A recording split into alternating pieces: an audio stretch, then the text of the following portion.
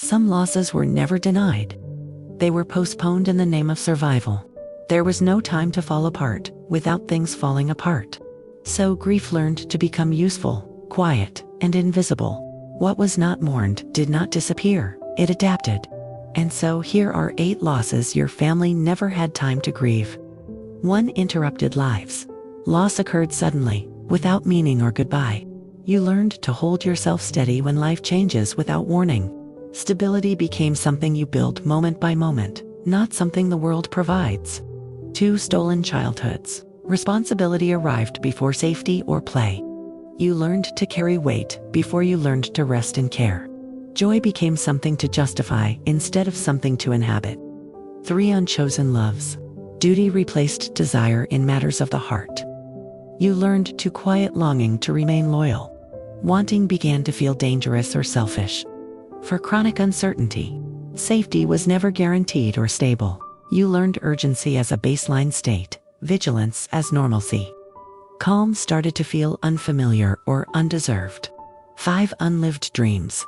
Aspiration was postponed for survival. You learned to shrink wanting so life could continue. Hope became something to manage rather than trust. 6. Unspoken goodbyes. Separation happened without closure or ritual. You learned to carry loss forward because there was no safe place to set it down. Endings learned to linger instead of resolve. 7. Unexpressed emotion. Feeling threatened endurance and momentum. You learned to regulate others by regulating yourself. Emotional self-restraint became a form of care. 8. Deferred rest. Stopping felt dangerous to the people who needed you moving. You learned exhaustion as currency, stillness as luxury. Rest came to feel like risk instead of repair. And so we realize, grief does not vanish when ignored. It reorganizes behavior. It travels through until it is finally allowed to finish.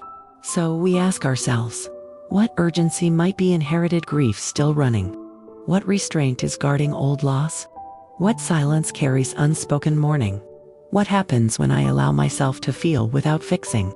These losses were not weaknesses. They were adaptations under pressure. Grieving now is not betrayal, it is completion. And you are the quiet knowing that lets mourning finish its long journey home.